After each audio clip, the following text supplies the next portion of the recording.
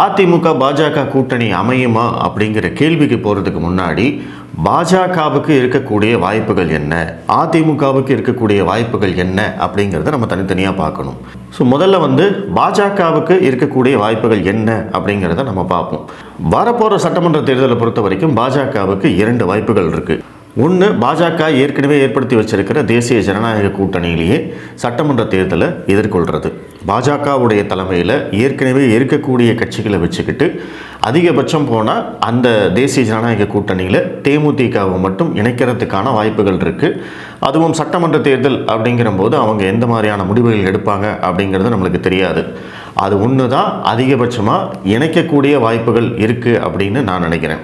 அப்போது தேசிய ஜனநாயக கூட்டணி பாஜக தலைமையில் சட்டமன்ற தேர்தலை சந்திக்கிறதுக்கான ஒரு வாய்ப்பு ரொம்ப தெளிவாக இருக்குது.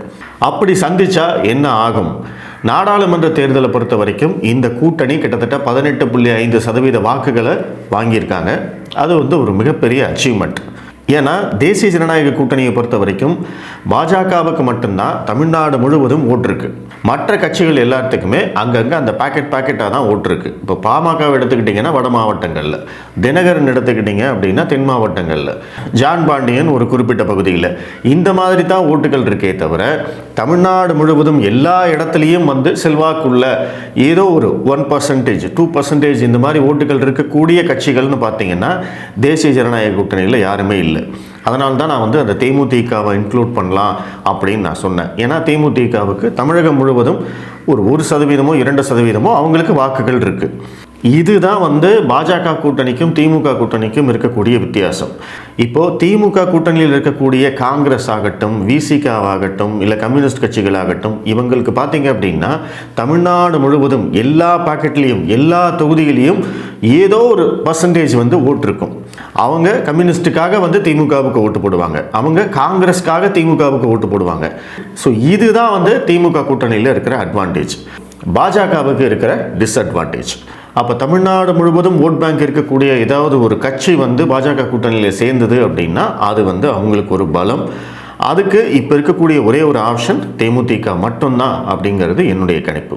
ஸோ இந்த கூட்டணி அப்படியே சட்டமன்ற தேர்தலை சந்திச்சாங்க அப்படின்னா ஏற்கனவே 2024 நாடாளுமன்ற தேர்தலில் வாங்கின அந்த 18% வாக்கு வங்கியை அப்படியே தக்க வச்சுக்கிட்டா கூட அது ஒரு மிகப்பெரிய சாதனை அப்படின்னு தான் சொல்லணும். ஏங்க அதுக்கு மேலே போகக்கூடாதா, அதுக்கு மேலே போகாதா அப்படின்னு கேட்டிங்கன்னா அதற்கான வாய்ப்புகளும் இருக்குது, நான் இல்லைன்னு சொல்லலை. ஆனால் ஏற்கனவே நடந்து முடிந்தது ஒரு நாடாளுமன்ற தேர்தல். அங்கே பார்த்தீங்க அப்படின்னா மோடி வேணுமா வேண்டாமா அப்படிங்கிற கேள்விக்கு மக்கள் பதில் சொன்னாங்க. ஆனால் நாளைக்கு நடக்க போகிறது சட்டமன்ற தேர்தல். அங்கே ஆளுங்கட்சி யார், எதிர்கட்சி யார் அப்படிங்கிறத தான் மக்கள் டிசைட் பண்ணுவாங்க. அப்போ நம்ம அந்த 2 இடத்துல பாஜக கூட்டணி இருக்கா அப்படிங்கிறது தான் மிக முக்கியமான கேள்வி.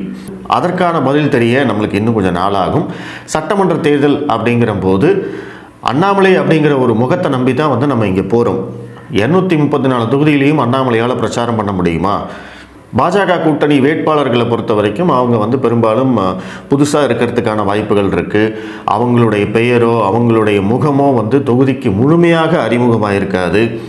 அப்படி அவங்கள அறிமுகப்படுத்துறதுக்கான நேரமும் பாஜக கூட்டணிக்கு இருக்குமா என்னங்கிறது தெரியல. ஏன்னா 2024லேயே பாஜக கூட்டணி அந்த தப்பை தான் பண்ணாங்க. கடைசி நேரம் வரைக்கும் இழுத்துட்டு அதற்கு பிறகு வேட்பாளர் அறிவிக்கிறது, இந்த தப்பை பண்ணாங்க. பட் சட்டமன்ற தேர்தலையும் இப்படி பண்ணுவாங்களா? ஏன்னா நாடாளுமன்ற தேர்தல் முடிஞ்சதுக்கப்புறமா அண்ணாமலை ஒரு மேடையில் பேசும்போது நம்ம ஒரு 500 நாட்களுக்கு முன்னாடியே வேட்பாளர் அறிவிக்கணும் அப்படின்னு சொல்லி பேசியிருந்தார். 500 நாட்கள் கூட வேண்டாம், குறைந்தபட்சம் ஒரு சட்டமன்ற தொகுதியை முழுமையாக பிரச்சாரம் செய்வதற்கு எவ்வளவு நாட்கள் தேவை அப்படிங்கிறத கணிச்சு அத்தனை நாட்களுக்கு முன்னாடி அந்த வேட்பாளர் அறிவித்து அவருக்கு முழுமையாக ஒத்துழைப்பு கொடுத்து அவர் அந்த சட்டமன்ற தொகுதி முழுவதும் ஒரு இடம் பாக்கி விடாமல் போய் பிரச்சாரம் பண்ணுறதுக்கான நேரத்தை கொடுத்தாங்க அப்படின்னா கண்டிப்பாக ஒரு குறிப்பிடத்தக்க வாக்கு வங்கியை பாஜகவால் எடுக்க முடியும் அப்படிங்கிறது தான் என்னுடைய கருத்து. ஸோ இதையாவது பாஜக பண்ணணும். ஒருவேளை இதிலெல்லாம் ஏதாவது சொதப்பல் நடந்தது அப்படின்னா தான் நம்மளுக்கு ஒரு மிகப்பெரிய சிக்கல் காத்துக்கிட்டு இருக்கு.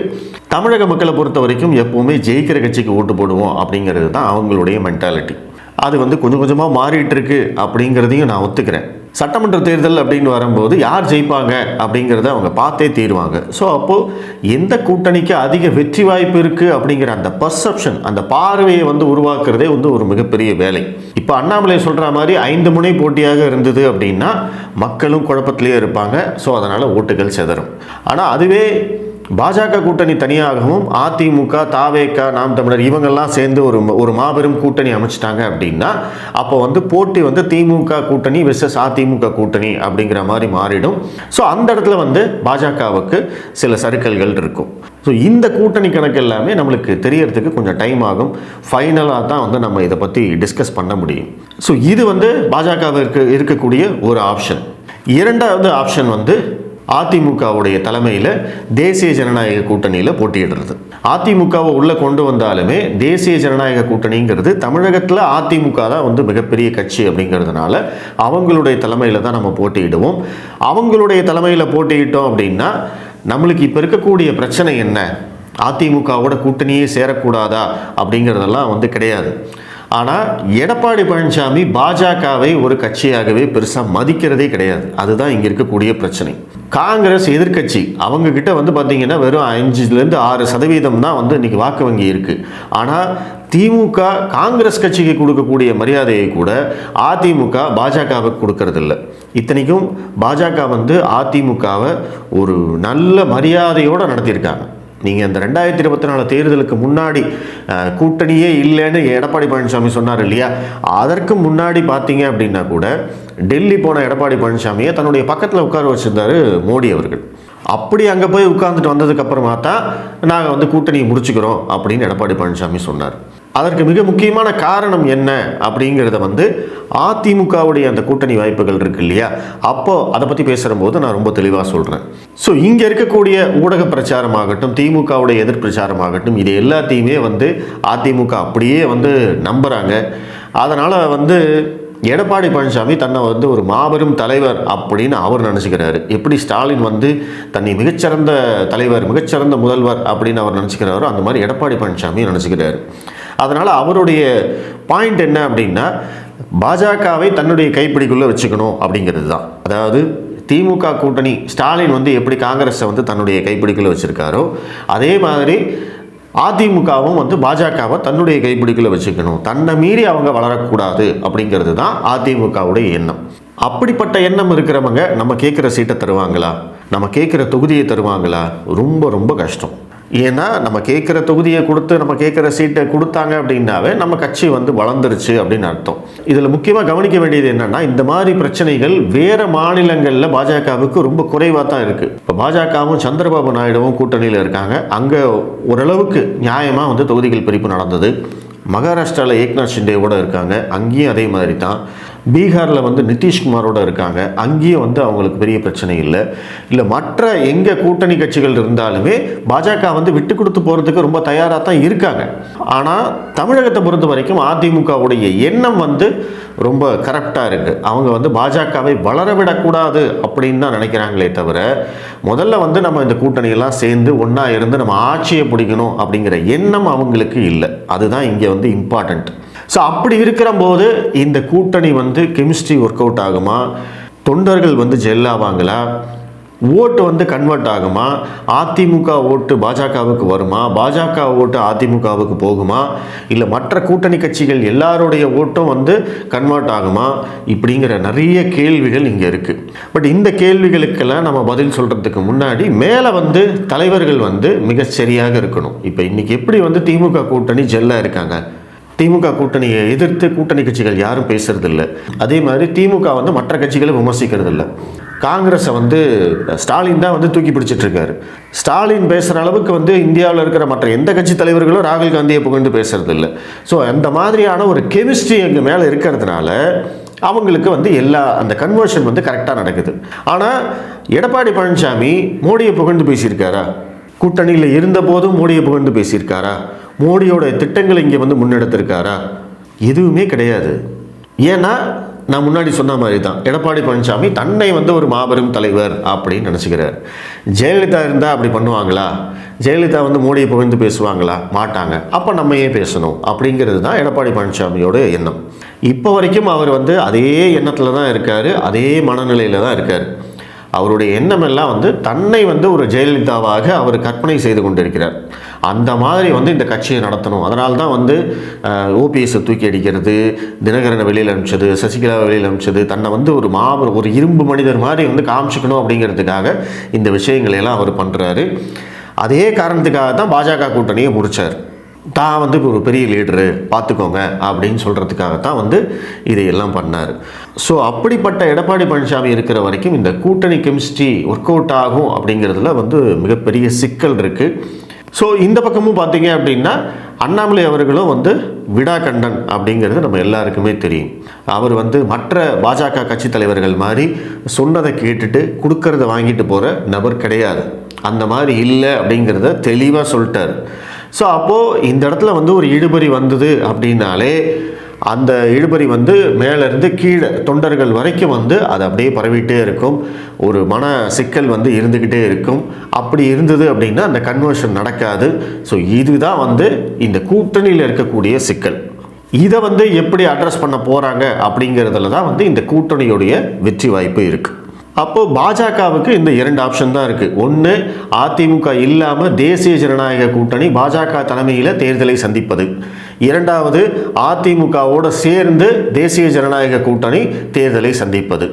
முதல் ஆப்ஷனை பொறுத்த வரைக்கும் பாஜகவுடைய எதிர்காலத்துக்கு நல்லது. ஏன்னா அவங்க இப்போ அவங்களுடைய தலைமையில் ஒரு கூட்டணி அமைச்சு தேர்தலை சந்தித்தாங்க. ஏற்கனவே வாங்கின வாக்கு சதவீதத்தை அப்படியே தக்க வச்சுக்கிட்டாங்க. முடிஞ்சது அப்படின்னா ஒரு 4-5 சீட்டு வந்து ஜெயிக்கிறாங்க. அப்படிங்கிற போது அது வந்து ஒரு மிகப்பெரிய அட்வான்டேஜ். கண்டிப்பாக வந்து அதிமுக அந்த இடத்துல பலவீனமாயிடும். ஸோ பாஜக வந்து ஒரு 2வது கட்சியாக அல்லது 3வது கட்சியாக தமிழகத்தில் எமர்ஜ் ஆகிடும். ஸோ இதை வந்து கன்ஃபார்மாக நம்மளால் சொல்ல முடியும். ப்ளஸ் பாஜக க்ரோத் மோடில் இருக்கிறதுனால 2029 தேர்தலில் நம்ம இன்னும் கொஞ்சம் வளருவோம். 31 தேர்தலில் ஒரு ஃபார்மிடபிள் ஃபோர்ஸாக வந்து நம்மளால் இருக்க முடியும். ஸோ அது வந்து ஃபஸ்ட் ஆப்ஷன் வந்து பொறுத்த வரைக்கும் பாஜகவுடைய எதிர்காலத்துக்கு நல்லது. ஸோ இதுதான் கணக்கு. அதுவே நீங்கள் செகண்ட் ஆப்ஷன் எடுத்துக்கிட்டீங்க அப்படின்னா அது வந்து இமீடியட் ரிசல்ட் கொடுக்கக்கூடியது. செகண்ட் ஆப்ஷன் எடுத்துக்கிட்டிங்கன்னா அதிமுக ப்ளஸ் பாஜக, பாமக, தேமுதிக இந்த கூட்டணி எல்லாமே சேர்ந்தது அப்படின்னா 100% திமுகவை வீழ்த்தக்கூடிய வாய்ப்பு இருக்குது. நான் அப்பவும் வந்து வாய்ப்பு இருக்குன்னு தான் சொல்கிறேன். அதற்கு காரணம் நான் முன்னாடியே சொன்ன மாதிரி அந்த கெமிஸ்ட்ரி, தொண்டர்கள் வந்து ஜெல் ஆகிறது, ஓட்டு கன்வர்ஷன் ஆகிறது, இதெல்லாம் சேர்ந்து தான் வந்து இந்த இடத்துல சிக்கல். இதெல்லாம் தான் வந்து செக் பாயிண்ட்டு. ஸோ இங்கே வந்து வாய்ப்பு இருக்குது. பாஜகவுக்கு வந்து ஒரு அங்கீகாரம் கிடைக்கக்கூடிய வாய்ப்பு இருக்குது. ஆனால் இந்த 2வது ஆப்ஷனில் இருக்கக்கூடிய ஒரு மிகப்பெரிய சிக்கல் என்ன அப்படின்னா, நீங்கள் இந்த 2 திராவிட கட்சிகளுக்கு மாற்றாக பாஜக அப்படின்னு சொல்லிட்டு மறுபடியும் அதே 2 திராவிட கட்சிகளையும் வந்து நம்ம முன்னாடி பவரில் உட்கார வச்சுருவோம். அதுதான் வந்து இங்கே இருக்கக்கூடிய சிக்கல். அதிமுகவோ இல்லை திமுகவோ ஏதோ ஒரு கட்சி பலவீனமாகும் போது தான் அந்த இடத்துல வந்து பாஜகவால் எமர்ஜ் ஆகி வர முடியும். ஆனால் இப்போ 2026 தேர்தலில் பாஜகவும் அதிமுகவும் கூட்டணி போட்டு ஒருவேளை ஜெயிச்சிட்டாங்கன்னு வச்சுக்கோங்களேன், அந்த கிரெடிட்டை எடப்பாடி பழனிசாமி எடுத்துகிட்டு போயிடுவார். ஏன்னா அதிமுக தான் பெரிய கட்சி. அவங்க வந்து என்ன சொல்லுவாங்க, எங்களால் தான் வந்து நீங்கள் ஜெயிச்சிங்க அப்படின்னு சொல்லிட்டு போயிடுவாங்க. ஸோ அதை உட்காந்து நம்ம வந்து ப்ரூவ் பண்ணிகிட்டு இருக்க முடியாது. அப்போது அந்த இடத்துல வந்து அதிமுக மறுபடியும் வந்து எமர்ஜ் ஆகி ஸ்ட்ராங்காக வந்து நின்றுரும். ஏற்கனவே திமுக இருக்கும், திமுக மறுபடியும் எதிர்க்கட்சியாக வந்து நின்றுரும். ஸோ அப்போ எகைன் வந்து தமிழக அரசியல் களம் என்ன ஆகும் அப்படின்னா திமுக வெர்சஸ் அதிமுக அப்படின்னே நிற்கும். அப்போ இங்கே வந்து மாற்றத்துக்கான அரசியல் அப்படின்னு நம்ம பண்ண வந்தவங்க அந்த மாற்றத்தையே செய்ய முடியாமல் போயிடும். இதுதான் வந்து இங்கே இருக்கக்கூடிய மிகப்பெரிய சிக்கல். இப்போ ஃபஸ்ட் ஆப்ஷனில் போனோம் அப்படின்னா 5 முனை போட்டி நடக்குது அப்படிங்கிற போது 100% வந்து அதிமுக இன்னும் பலவீனமாகும், அவங்களுடைய ஓட்டு வங்கி குறையும்.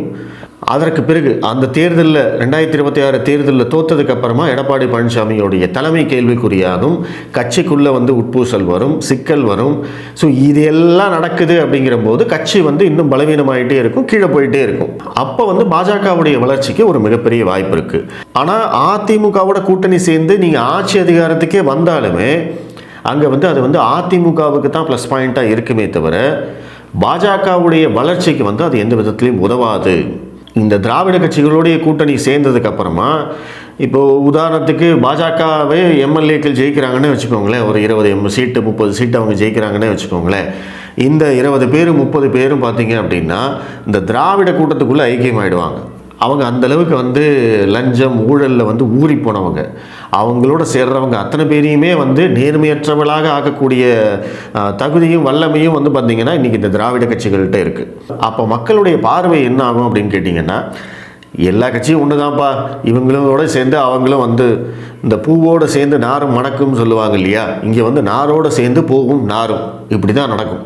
ஸோ இந்த மாதிரியான சிக்கல்களும் பிரச்சனைகளும் நிறைந்தது தான் வந்து இந்த செகண்ட் ஆப்ஷன். இப்போ எது வேணும் அப்படிங்கிறத தான் வந்து இன்றைக்கி டெல்லி தலைமை தீர்மானிக்கணும், அண்ணாமலை தீர்மானிக்கணும். அப்படியே அவங்க தீர்மானித்தாலும் அதற்கும் வந்து நிறைய வேலைகள் செய்ய வேண்டி இருக்கும் அப்படிங்கிறது தான் என்னுடைய கருத்து. இப்போ இது சம்மந்தமாக உங்களுடைய கருத்தை சொல்லுங்கள். கண்டிப்பாக உங்களுடைய கருத்துக்களுக்கும் நான் வந்து பதில் சொல்கிறதுக்கு நான் முயற்சி பண்ணுறேன். நன்றி.